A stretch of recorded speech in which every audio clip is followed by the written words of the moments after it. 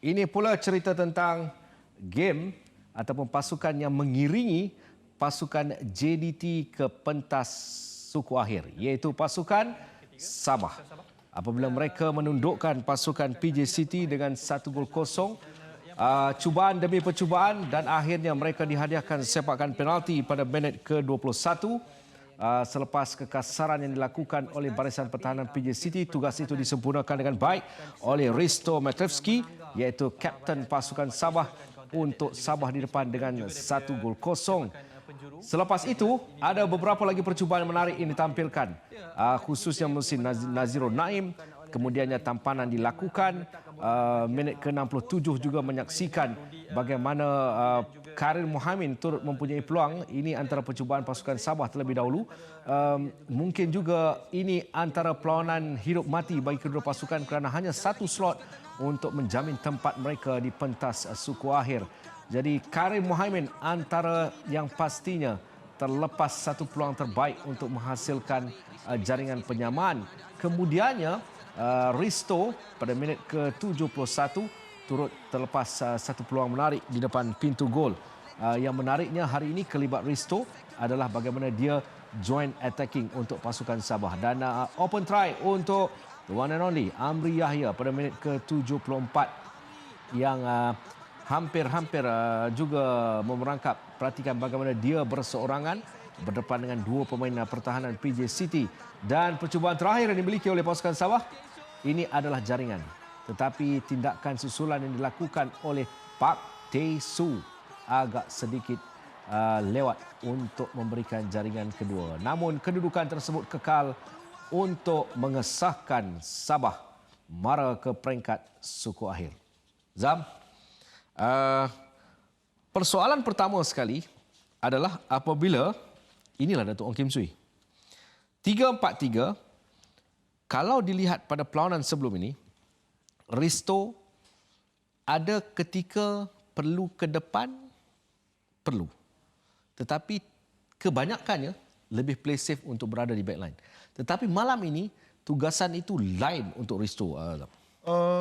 Mungkin pasukan lawan juga, pasukan PJ City juga terkenal dengan 3-4-3, tetapi 3-4-3 yang lebih defensif. Manakala mungkin konsep yang ingin dimainkan oleh Datuk Ong Kim Swee ialah 3-4-3 yang agak kita katakan bukan kamikaze, agak sedikit agresif untuk menyerang. Kita boleh nampak jika kedua-dua pasukan bermain 3-4-3, di setiap sudut akan ada satu lawan satu.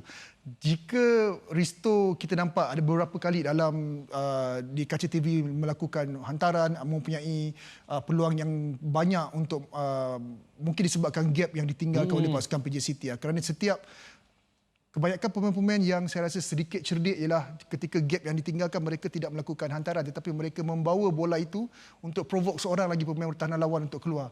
Dan ini yang mungkin Risto ataupun Coach Ong Kim Swee galakkan pemain-pemain mereka lakukan. Tidak hanya sekadar bertukar hantaran, tetapi provoke dengan melakukan larian dengan bola supaya pemain pertahanan lawan keluar untuk meninggalkan posisi mereka di bahagian belakang. Pentingnya untuk Datuk Ong Kim Swee apabila mempunyai Pak Tae Soo. Kerana pemain ini, saya katakan mobile. Mobile dari segi joint attacking, joint defending. Tetapi peranan dia lebih kepada attacking untuk menolak Azizan Nordin sedikit ke bawah. Kerana meletakkan Nazirul Naim, Haris Naim dan juga Amri Yahya di depan, kita kena korbankan seseorang di bahagian antara satu sama lain ni. Seperti yang kita katakan tadi, PJ City bermain 3-4-3 dengan yang sedikit bertahan. Tetapi 3-4-3 yang dimainkan oleh Dato' oleh jurulatih Coach Ong Kim Swee sedikit agresif ketika menyerang. Dan ini memerlukan kedua-dua Azizan Nordin dan Pak Tae Soo, saya boleh katakan bukan saja berada dalam posisi tetapi meninggalkan posisi mereka untuk memberikan lebih compactness berdekatan dengan Amri Yahya dan Nazirul Naim. Kita tahu Pak Tae Soo ialah seorang pemain pertahanan asalnya.